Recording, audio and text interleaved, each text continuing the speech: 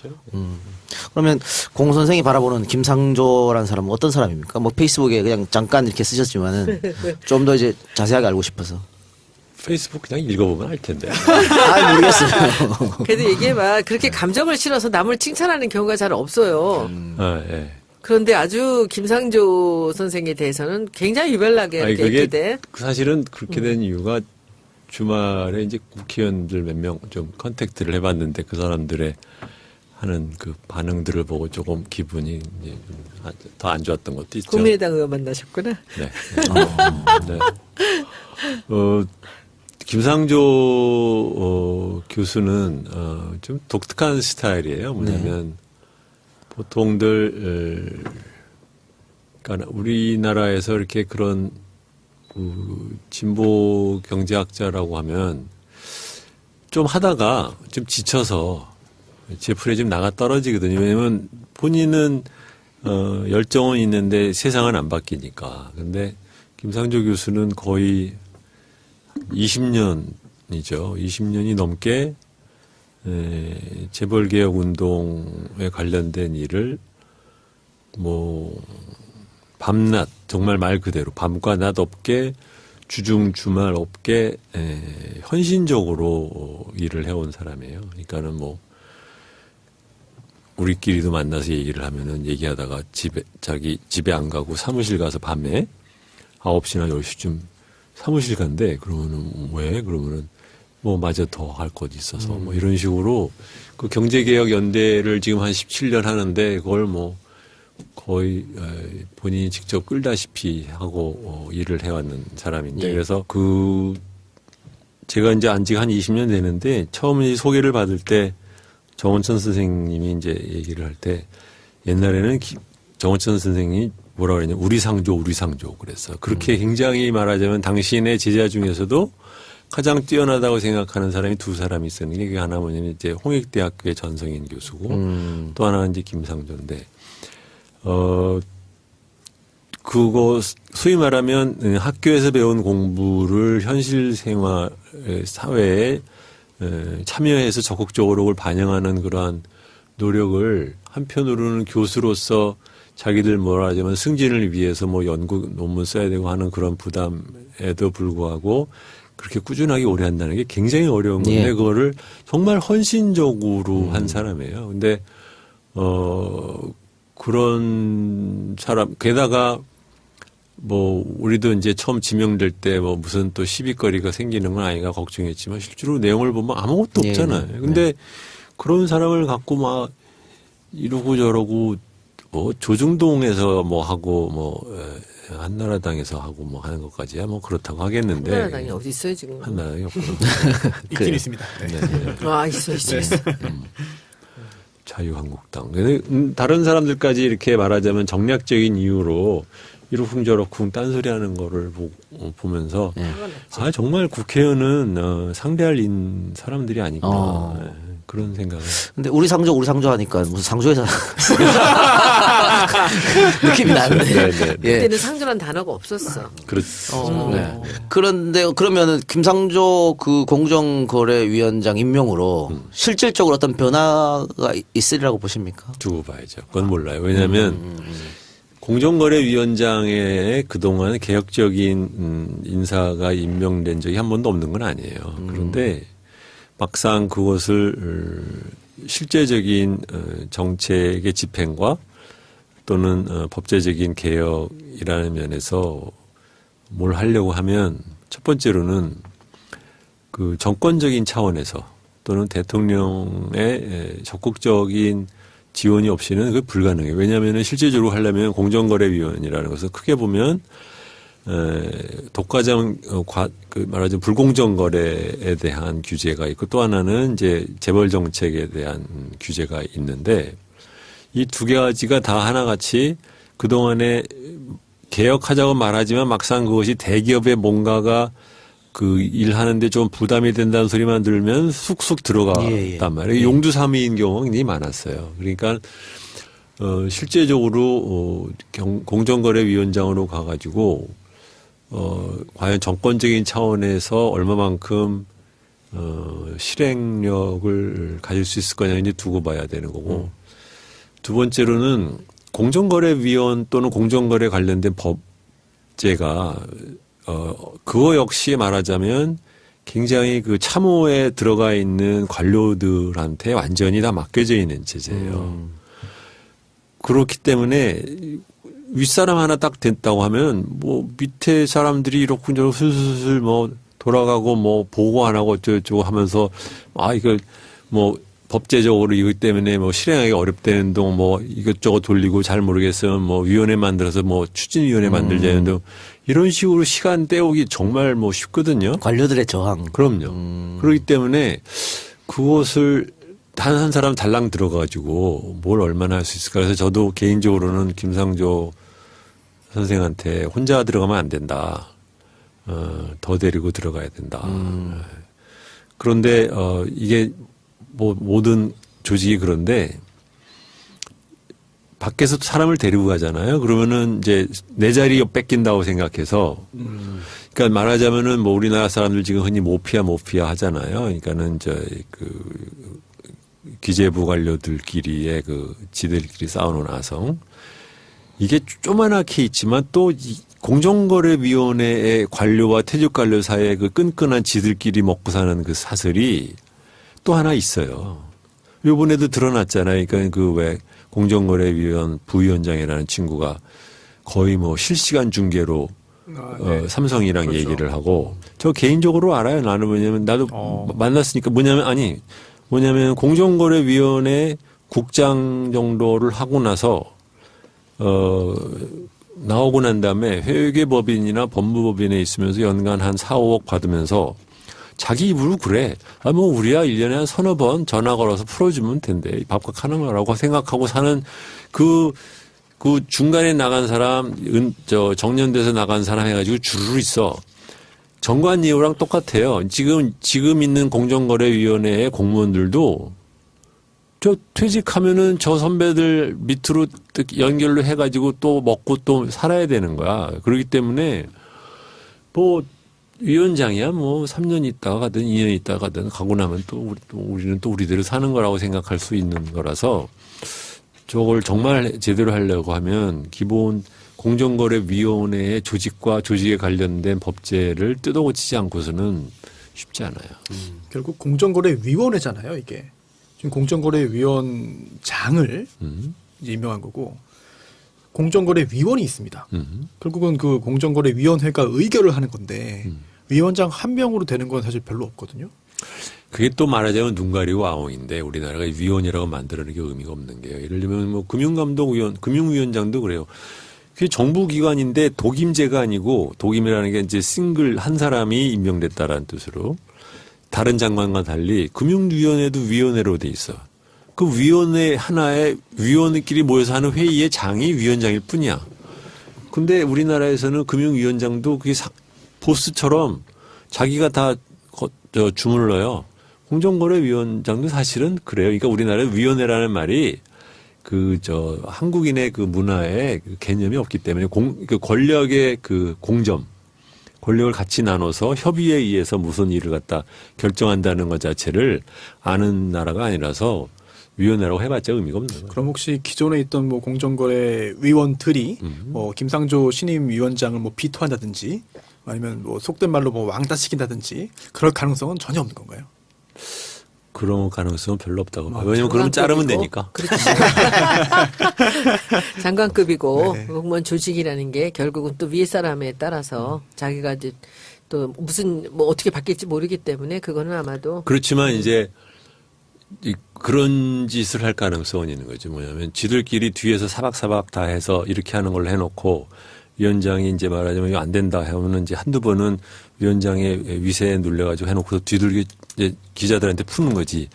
위원장이 뭐 독선적이고 뭐 독단적으로 일을 처리하고 뭐 직원들의 의견을 무시하고 이런 식으로 이제 소위 말하면 또 뒤에서 이제 칼질하는 소리를 쫙 풀어가지고 그 사람한테 그렇게 하고 그러면 나중에 또 청와대에서 두고 이거 문제가 있는 거 아니야 또 이래가지고서 또 그 사람 또 일찍 내고 이런 짓 우리나라 계속해서 했었기 때문에 이제 어떻게 될지는 두고 봐야죠. 근데 주 선생 쓰는 그 단어 중에서 굉장히 특이한 부사들을 내가 보는데 아까 사부작하고 지금 사박사박하고는 어떻게 달라요?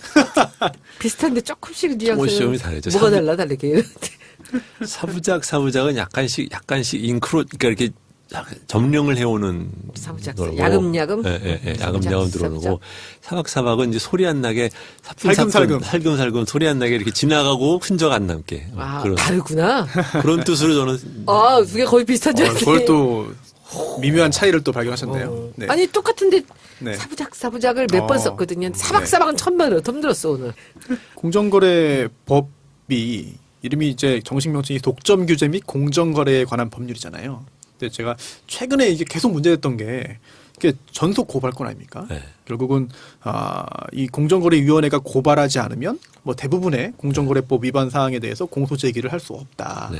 그리고 또 아주 예외적으로 규정은 있습니다. 뭐 검찰총장이 뭐 고발 요청을 이제 고발을 이제 요청할 수 있다. 뭐 이런 기타 뭐 자질구레한 규정들이 있는데 그건 사실상 뭐 거의 찾아볼 수 없고 이 규정을 바꾸자. 공정거래위원회가 반드시 고발해야만 공소 제기할 수 있다는 거는 그건 맞지 않는다라는 주장을 민주당도 야당 시절에 지속적으로 한 걸로 기억하고 있거든요. 그런데 이번에 김상조 위원장이 임명되었기 때문에 이 조항을 굳이 바꿀 필요가 없다고 보시는지 아니면은 이 규정을 말도 안 되는 바꿔야 되는 얘기지. 것인지.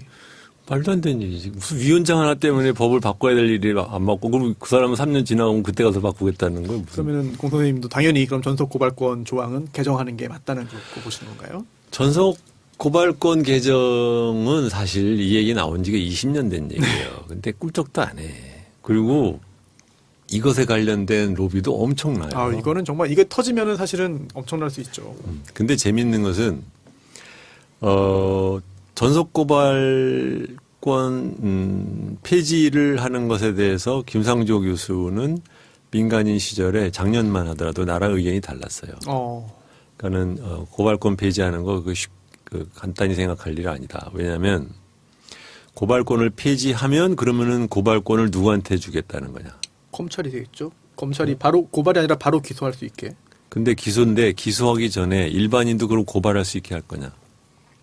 우리나라에서 검찰에 그 5만 가지 갖고서는 고발이 남발을 하는 나라에서 이것이 이놈저놈 다 고발을 갖다 해대기 시작하면 그중에서 검찰이 자기가 자의적으로 그중에서 골라가지고서 또는 뭐 이렇게 시켜서 그래도 고발하기 시작하면 이제 이거는 못 믿는 검찰한테 고발권을 줬고 온 국민이 아무것도 아닌 것 같고서는 고발 요번에도 지금 김상조 교수 부인 기간제 교수 되는 거 갖고 고발하라는 나라 아니야, 지금. 교사 된 거 갖고 고발하라는 나라 아니야. 그러니까 고발에 이렇게 남용되는 나라에서 고발의 문을 갖다 그러면 어떻게 열 거냐. 그 다음에는, 그럴 경우에, 그래서 제 생각은 뭐냐면 그것은, 법무부 안에 독점, 그러니까 공정거래 관련된 것만을 다루는 국을 만들어서 거기서 전담하게 일반 검찰은 건드리지 않고 그게 이제 미국 방식인데 그렇게 하는 방법을 생각을 해야 되는. 그러니까 이제 그러면은 그것만 갖고도 관련된 말하자면 형사법에서 바꿀 게 많다는 거예요. 그래서 제 얘기는 바꿀 게 많다고 해서 안 바꿔야 된다는 뜻은 아니니까 어쨌든 간에 시작은 해야 된다. 그래서 저는 개인적으로는 이제 고발권 폐지가 맞다고 생각하는데 작년까지는 김상조 선생은 그건 쉽게 생각하면 안 된다라고 하더니 막상 캠프에서는 고발권 폐지가 중론이니까 본인의 뜻을 이제 거기에 묻고 폐지하는 쪽으로 갔죠. 왜냐하면 아무나 폐지하는 공정거래위원회에서 내는 게 아니라 법무부에서 내는 거고 그건 정치권에서 해결할 문제니까 그렇게 되죠. 법률 개정이니까 국회 통과를 해야만 하는 건데 지금 야당도 사실 전속고발권 폐지에 대해서는 대체적으로 찬성하는 입장이 아닌가 싶은 생각이 좀 듭니다. 왜 그래요? 네? 왜 그렇게 생각해요? 일단 지금 현재 이 공정거래법에 따라서 여러 그런 재벌의 어떤 아니 이게 야당이 찬성한다라는 근거가 뭐냐고요? 공약을 볼 때도 자유한국당은 잘 모르겠는데 국민의당이나 바른정당도 제 기억으로는 이 전속고발권이 여러 가지 부작용이 있다. 그래서 손볼 필요가 있다. 한국정당에서 공약에서 말했기 때문에 막상 법안이 올라왔을 때 따라갈 거라고 생각하면 굉장히 순진한 얘기지. 네. 순진해요, 손석희. 이해하세요. 그 법사위 안에서도 통과 못해요. 지금 거기 누구죠? 김용태? 자유한국당에가 있죠. 바른정당이죠. 김용태. 그 사람이 19대 때 재벌개혁 관련된 거 다 법사위 소위에서 그 사람이 다 막았어. 근데 일단은 지금 이제 김상조 교수를 이렇게 이제 강행을 한 것에 대해서는 굉장히 용기 있는 행동이라고 생각을 합니다. 저는 대통령이. 이게 지금 상대방들이 지금 김상조 교수가 중요한 게 아니라 이제 뭔가 자꾸 흠집을 내야 되는데 그 이제 첫바따로 김상조를 끌어들이는 건데 게다가 또 이제 재벌 개혁이나 이런 쪽에 이제 앞서 있기 때문에 많은 중간에 그 방해하는 요소들이 있을 겁니다. 그래서 더군다나 그렇게 한 것 같은데 이 강경화 장관 오면 어떻게 될까요? 네. 우리 주 선생은 어떻게 생각하세요? 뭐 제가 이렇게 정치적으로 뭘 대단한 식견이 있는 사람이 아니라서. 아니 그냥 우리 국민들이 이렇게 보통 느끼기에 이 김상조 교수를 이렇게 이제 공정거래위원장을 해놓고 나면은 이 두 번째는 더 첩첩산중이 될 텐데. 첫 번째로 제 생각만 말씀드리면 예. 외교 정책은 한 나라의 외교 정책은 대통령이 하는 거예요. 외무부 장관은 일종의 상당 부분이 대리인이고 뭐 여러분들도 그 동안에 뭐 이런저런 뭐 외무부 장관들 겪었지만 외무부 장관이 무슨 독자적인 무슨 정책을 해서 무슨 뭐 어쩌고 되는 얘기 못 들어봤잖아요. 그렇죠? 사실은 뭐 우리나라 같은 경우 더욱더 그렇기 때문에 외무부 장관이 이렇게 대단한 무슨 뭐가 아니고 그다음에는 강경화 씨는 그동안의 커리어를 보면 물론 우리나라에서 익숙한 대미 외교 또는 뭐 북한 외교 이런 거에 전공이 아니라라는 걸 갖고 이제 약점을 잡고 뭐 그러는데 그것이 그렇다고 해서 굳이 외무부장 그러니까 나는 이거 되게 웃기는 쇼라고 생각하는 게 인준이 아니에요. 예. 그냥 대통령이 장관을 임명을 할 건데 그냥 국회 보고 당신들도 한번 얘기해 봐봐. 예. 그다음에 이제 그 얘기 나오는데 뭐 혹시 내가 잘 몰랐던 거가 나오거나 뭐 이런 게 나와서 뭐 국민들도 반대하고 그러면은 뭐 그때 한번 생각해 볼게라는 게 제도의 취지인데 갑자기 지들이 뭐 대단한 무슨 칼이나 진 것처럼 설치는 꼴이 되게 웃기는 거죠. 청문회를 왜 해 그러면? 들어는 보는 거지 그냥 들어는. 대통령 임명 강행하면 강행하는 건데 지금 야당에서는 한 명이라도 낙마시켜야 자기들 자존심 세우는 것 같다. 아마 이런 생각을 하는 것 같아요. 그렇죠. 현재 지금 이 그분이 더 문제인데 저는 제가 느끼기에는요. 제가 문재인 대통령 그래도 주변에서 좀 많이 봤던 사람으로서는 그 강경화 장관이 문 대통령한테 굉장히 큰 도움이 될 것 같다라는 거죠. 왜냐하면은 지금 주 선생 말씀대로 그 외교는 대통령이 하는 거다. 근데 이제 우리 문 대통령이 해외 생활의 경험은 없잖아요. 뭐 영어도 물론 그럴 거고 물론 뭐 역대 대통령 중에서 누가 그렇게 그런 사람들이 뭐 있었던 건 아니지만 그러니까 본인의 생각을 가장 잘 외교적으로 이렇게 전달하고 이 대통령을 대신해서 역할을 해줄 수 있는 사람으로서도 저는 강경화 장관이 굉장히 좋다고 생각하는데 그럼 또 우리 문 대통령 이게 또 강경화 장관도 그냥 강행을 할까? 그러니까 지금 저는 할 거라고 봐요. 예. 그럼 이제 그 다음에 이제 이 표결에 들어가는 그 헌재 김희수. 예. 근데 김희수 김희수 소장이 후보는 국민의당에서 반대 못 할 거예요. 못할까요? 못할 아니 거예요. 그리고 솔직히 말해서 김희수 헌법재판관이 헌법재판소장이 안 된다고 뭐 뭔 일 생겨요? 차라리 나 같으면 그걸 주고 이거를 취할 것 같은데. 그래요. 떨어뜨리려면 떨어뜨려 봐. 그래서 너 때문에 안 아이고, 된다고 뭐딴 사람 아이고. 할게. 내가 금방 사전 찾아봤거든요. 그랬더니 사박사박도 있고 사부작사부작도 있어. 아, 그래요? 근데 사부작 잘못돼 있어 지금. 사부작 별로 힘들이지 않고 가볍게 행동하는 그런 모양이고 사박사박은 의성어예요. 배나 사과 같은 거를 이렇게 뻥튀기 같은 거 이렇게 씹어 먹는 소리 있잖아. 사박사박 그 얘기더라고. 아 그냥이에요. 아니 우리 사부작은 많이 써요. 사부작 저도 TK에서 많이 했는데. 쓰는데. 아 TK. 맞아요. 사투리야 이게. 예, 아, TK에서 사투리예요. 많이 쓰어요. 그러나 그랬어요. 예, 그랬으면 좋겠네. 그냥 강행해버리면. 예, 강경화 후보자 같은 경우에 뭐 진보 보수를 막론하고 전직 외교부 수장들이 다 찬성 지지 선언했고 위안부 피해 할머니도 찬성. 국민 여론도 60% 이상이 찬성. 그렇기 때문에 대통령이 임명을 강행을 해도 대통령이 제일 편안해 할 되는 사람 것은 같아. 뭐냐면 이제 아까 말한 거 연결돼서 이렇게 되면은 이제 야당이 추경을 마음 놓고 소위 말하면 이제 통과 안 시켜줄 자극을 할까라는 예. 것 때문에 신경을 쓰는 게 있다면 모를까 나머지는 뭐 신경 쓸 필요 전혀 그러면은 없는 것 같아요. 주 선생 말씀대로 추경 못하면 그만이지. 내년에 예산으로 가면 되잖아. 내 말이. 그런데 예. 저는 근데 추경을 이 대통령이라는 것은 일단 말을 뱉었고 뭐를 했으면 그게 가볍지가 않죠. 근데 추경도 시간이 날짜가 있어요. 언제까지 해야 되는 게? 그럼요. 그렇지는 있죠. 않을 아니요. 텐데. 추경을 언제까지 그 시간이 넘어가면 추경이 안 되니까. 물론 뭐 12월 달 돼가지고 예. 하면 안 되겠죠. 그런데 저는 이 추경을 어제 대통령이 와서 설명하는 거를 보고 이렇게까지 상세하게 해야 되나라고까지 생각을 했거든요. 근데 저는 이것을 여론에 맡겨놓으면은 저는 야당들이 밀릴 것 같아요. 네네. 지금 어느 당도 지금 이 추경의 쓰임새를 갖고 거기에 잘못 건드렸다가는 자기들이 다 당하는 거거든요. 대통령은 여론 믿고 가는 거죠. 그럴 건가요? 예. 예. 다른 얘기 좀 해볼까요? 지금 박근혜 정권 퇴진하고 문재인 정부 들어서면서 주가가 연일 상승을 하고 있거든요. 이게 일시적 현상이라고 보십니까? 아니면 당분간 계속 이렇게 갈 거라고 보십니까? 그건 모르죠. 알 수가 없습니까? 증권회사 임원 출신인데 모른다 그러면 우리 같은 사람 어떻게 해? 그런 거 몰라요. 다른 사람 소개해드릴게요. 제가 그러니까 주가, 그러니까 그 아까 말한 무슨 뭐 효율적인 시장 가설에 해당되는 게 그런 건데, 그러니까는 뭐냐면 많은 사람들은 누군가가 앞으로 어떻게 될지를 알 거라고 생각하고 싶어 해요. 네. 근데 아는 사람 원래 없어. 알면은 그 사람들 다 떼부자 됐어.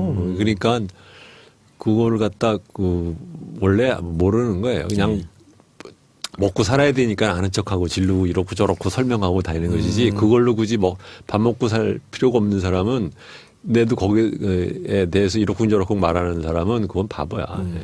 경제학 교수들이 주식 투자하면 다 실패한다고. 미국 금리 인상은 연관 없을까요? 우리 주식시장하고. 있을 수 있죠. 있을 수 있다. 네. 근데 지금 우리가 왜 주가가 오를까 약간 경기 회복되는 감이 조금 있는 것 같아요. 작년에 이제 구조조정도 하고 그래가지고 작년에 기업의 이익이 상당히 늘었어요. 올해에도 조금 경기가 작년보다는 좀 낫지 않을까라고 하는 그 기대들이 좀 시장에 좀 있는 것 같고 주식시장을 그걸 선행하는 게 있으니까. 두 번째로는 이제 문재인 정부 때 기업 지배구조 관련된 개선이 좀 생기면 배당이라든가 아니면은 지배주주가 이제 돈 빼먹는 것들 좀 덜하고 뭐 이런 것에 따른 코리아 디스카운트가 좀 약해지는 것. 이 두 가지가 어느 정도 서로 상승작용하는 거 아닌가. 그 문영표 전 장관. 위원회도 위원회로 돼 있어. 그 위원회 하나에 위원회끼리 모여서 하는 회의의 장이 위원장일 뿐이야. 근데 우리나라에서는 금융위원장도 그게 보스처럼 자기가 다 주문을 넣어요. 공정거래위원장도 사실은 그래요. 그러니까 우리나라에 위원회라는 말이 한국인의 그 문화에 그 개념이 없기 때문에 권력의 권력을 같이 나눠서 협의에 의해서 무슨 일을 갖다 결정한다는 것 자체를 아는 나라가 아니라서 위원회라고 해봤자 의미가 없는 거예요. 그럼 혹시 기존에 있던 뭐 공정거래 위원들이 뭐 김상조 신임 위원장을 뭐 비토한다든지 아니면 뭐 속된 말로 뭐 왕따시킨다든지 그럴 가능성은 전혀 없는 건가요? 그런 가능성은 별로 없다고 봐요. 왜냐면 그러면 자르면 되니까. 그렇죠. 장관급이고 네. 공무원 조직이라는 게 결국은 또 위에 사람에 따라서 자기가 이제 또 무슨 뭐 어떻게 바뀔지 모르기 때문에 그거는 아마도 그렇지만 이제 그런 짓을 할 가능성은 있는 거죠. 뭐냐면 지들끼리 뒤에서 사박사박 다 해서 이렇게 하는 걸로 해놓고 위원장이 이제 말하자면 이거 안 된다 하면은 이제 한두 번은 위원장의 위세에 눌려가지고 해놓고서 뒤들게 이제 기자들한테 푸는 거지. 위원장이 뭐 독선적이고 뭐 독단적으로 일을 처리하고 뭐 직원들의 의견을 무시하고 이런 식으로 이제 소위 말하면 또 뒤에서 이제 칼질하는 소리를 쫙 풀어가지고 그 사람한테 그렇게 하고 그러면 나중에 또 청와대에서 두고 아이고 문제가 있는 거 아니야 또 이래가지고서 또 그 사람 또 일찍 내고 이런 집 우리나라 계속해서 했었기 때문에 이제 어떻게 될지는 두고 봐야죠. 근데 주 선생 쓰는 그 단어 중에서 굉장히 특이한 부사들을 내가 보는데 아까 사부작하고 지금 사박사박하고는 어떻게 달라요? 비슷한데 조금씩 뉘앙스는 다르죠. 뭐가 다르게 사부작은 약간씩 잉크로 그러니까 이렇게 점령을 해오는 사무작살. 야금야금? 예, 야금야금 들어오고 사박사박은 이제 소리 안 나게 살금살금 살금살금 소리 안 나게 정원천 선생님이 뭐라 그랬냐 우리 상조 그랬어. 그렇게 굉장히 말하자면 당신의 제자 중에서도 가장 뛰어나다고 생각하는 사람이 두 사람이 있었는데 그게 하나 뭐냐면 이제 홍익대학교의 전성인 교수고 또 하나는 이제 김상조인데 그거 소위 말하면 학교에서 배운 공부를 현실 생활 사회에 참여해서 적극적으로 그걸 반영하는 그러한 노력을 한편으로는 교수로서 자기들 뭐라 하자면 승진을 위해서 뭐 연구 논문 써야 되고 하는 그런 부담에도 불구하고 그렇게 꾸준하게 오래 한다는 게 굉장히 어려운 건데 예. 그거를 정말 헌신적으로 한 사람이에요. 근데 그런 사람 게다가 뭐 우리도 이제 처음 지명될 때 뭐 무슨 또 시비거리가 생기는 건 아닌가 걱정했지만 실제로 내용을 보면 아무것도 예. 없잖아요. 근데 그런 사람을 갖고 막 이러고 저러고 뭐 조중동에서 뭐 하고 뭐 한나라당에서 하고 뭐 하는 것까지야 뭐 그렇다고 하겠는데 한나라당이 어디 있어요 지금? 한나라당이 없구나. 있긴 있습니다. 네. 아 있어. 자유한국당. 근데 다른 사람들까지 이렇게 말하자면 정략적인 이유로 이러쿵저러쿵 딴소리하는 거를 보면서 아 정말 국회의원은 상대할 사람들이 아니구나. 네, 그런 생각을. 근데 우리 상조 하니까 무슨 상조에서 느낌이 나는데. 네. 예. 그때는 상조란 단어가 없었어. 그렇죠. 네. 그런데 그러면은 김상조 그 공정거래위원장 임명으로 실질적으로 어떤 변화가 있으리라고 보십니까? 두고 봐야죠. 그건 몰라요. 왜냐하면 공정거래위원장에 그동안 개혁적인 인사가 임명된 적이 한 번도 없는 건 아니에요. 그런데 막상 그것을 실제적인 정책의 집행과 또는 법제적인 개혁이라는 면에서 그러면 공 선생이 바라보는 김상조라는 사람은 어떤 사람입니까? 뭐 페이스북에 그냥 잠깐 이렇게 쓰셨지만은 좀 더 이제 자세하게 알고 싶어서. 페이스북 그냥 읽어보면 알 텐데. 아 모르겠어요. 그래도 얘기해봐. 그렇게 감정을 실어서 남을 칭찬하는 경우가 잘 없어요. 예. 그런데 아주 김상조 선생에 대해서는 굉장히 유별나게 아니, 이렇게 그게 돼. 사실은 그렇게 된 이유가 주말에 이제 국회의원들 몇 명 좀 컨택트를 해봤는데 그 사람들의 하는 그 반응들을 보고 조금 기분이 이제 더 안 좋았던 것도 있죠. 국민의당 의원 만나셨구나. 네. 네.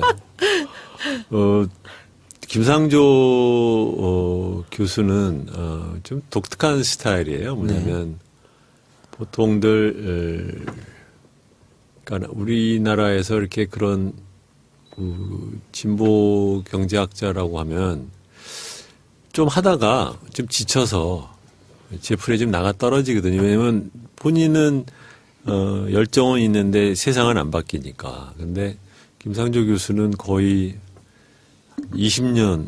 20년이 넘게 재벌개혁 운동에 관련된 일을 뭐 밤낮 정말 말 그대로 밤과 낮 없게 주중 주말 없게 헌신적으로 일을 해온 사람이에요. 그러니까는 뭐 우리끼리도 만나서 얘기를 하면은 얘기하다가 자기 집에 안 가고 사무실 가서 밤에 9시나 10시쯤 사무실 간대. 그러면은 왜? 그러면은 뭐 마저 더 할 것 있어서 뭐 이런 식으로 그 경제개혁 연대를 지금 한 17년 하는데 그걸 뭐 거의 본인이 직접 끌다시피 하고 일을 해왔는 사람인데 그래서 제가 이제 안지가 한 20년 되는데 처음 소개를 받을 때 정원천 선생님이 이제 얘기를 할 때 옛날에는 사람들 지금 흔히 모피아 하잖아요. 그러니까는 기재부 관료들끼리의 지들끼리 싸우는 아성. 이게 조그맣게 있지만 또 공정거래위원회의 관료와 퇴직관료 사이의 그 끈끈한 지들끼리 먹고 사는 그 사슬이 또 하나 있어요. 요번에도 드러났잖아요. 그러니까 왜 공정거래위원 부위원장이라는 친구가 거의 뭐 실시간 중계로 삼성이랑 그렇죠. 얘기를 하고 저 개인적으로 알아요. 나는 뭐냐면 나도 만났으니까 뭐냐면 공정거래위원회 국장 정도를 하고 나서 나오고 난 다음에 회계법인이나 법무법인에 있으면서 연간 한 4, 5억 받으면서 자기 입으로 그래. 아, 뭐, 우리야 1년에 한 서너 번 전화 걸어서 풀어주면 된대. 밥값 하는 거라고 생각하고 사는 그 중간에 나간 사람, 정년돼서 나간 사람 해가지고 주르르 있어. 정관예우랑 똑같아요. 지금 있는 공정거래위원회의 공무원들도 저 퇴직하면은 저 선배들 밑으로 연결로 해가지고 또 먹고 또 살아야 되는 거야. 그렇기 때문에 뭐 위원장이야 뭐 3년 있다가 가든 2년 있다가 가든 가고 나면 또 우리는 또 우리대로 사는 거라고 생각할 수 있는 거라서 저걸 정말 제대로 하려고 하면 기본 공정거래위원회의 조직과 조직에 관련된 법제를 뜯어고치지 않고서는 쉽지 않아요. 결국 공정거래위원회잖아요, 이게. 지금 공정거래위원장을 이제 임명한 거고 공정거래위원이 있습니다. 결국은 그 공정거래위원회가 의결을 하는 건데 위원장 한 명으로 되는 건 사실 별로 없거든요. 그게 또 말하자면 눈 가리고 아웅인데 우리나라가 위원이라고 만들어내는 게 의미가 없는 게요. 예를 들면 뭐 금융감독위원, 금융위원장도 그래요. 그게 정부기관인데 독임제가 아니고 독임이라는 게 이제 싱글 한 사람이 임명됐다라는 뜻으로 다른 장관과 달리 뭘 하려고 하면 첫 번째로는 그 정권적인 차원에서 또는 대통령의 적극적인 지원이 없이는 그게 불가능해요. 왜냐하면 실제적으로 하려면 공정거래위원이라는 것은 크게 보면 독과점 말하자면 불공정 거래에 대한 규제가 있고 또 하나는 이제 재벌 정책에 대한 규제가 있는데 이 두 가지가 다 하나같이 그동안에 개혁하자고 말하지만 막상 그것이 대기업의 뭔가가 그 일하는데 좀 부담이 된다는 소리만 들으면 쑥쑥 들어갔단 말이에요. 용두사미인 경우가 굉장히 많았어요. 그러니까 실제적으로 공정거래위원장으로 가가지고 과연 정권적인 차원에서 얼마만큼 실행력을 가질 수 있을 거냐 이제 두고 봐야 되는 거고 두 번째로는 공정거래위원 또는 공정거래 관련된 법제가 그거 역시 말하자면 굉장히 그 참호에 들어가 있는 관료들한테 완전히 다 맡겨져 있는 체제예요. 그렇기 때문에 윗사람 하나 딱 됐다고 하면 뭐 밑에 사람들이 이렇게 슬슬 뭐 돌아가고 뭐 보고 안 하고 어쩌고 하면서 이거 뭐 법제적으로 이것 때문에 뭐 실행하기 어렵다는 동 뭐 이것저것 돌리고 잘 모르겠으면 뭐 위원회 만들어서 뭐 추진위원회 만들자는 등 이런 식으로 시간 때우기 정말 뭐 쉽거든요. 관료들의 저항. 그럼요. 그렇기 때문에 그것을 단 한 사람 달랑 들어가지고 뭘 얼마나 할 수 있을까. 그래서 저도 개인적으로는 김상조 선생한테 혼자 들어가면 안 된다. 더 데리고 들어가야 된다. 그런데 이게 뭐 모든 조직이 그런데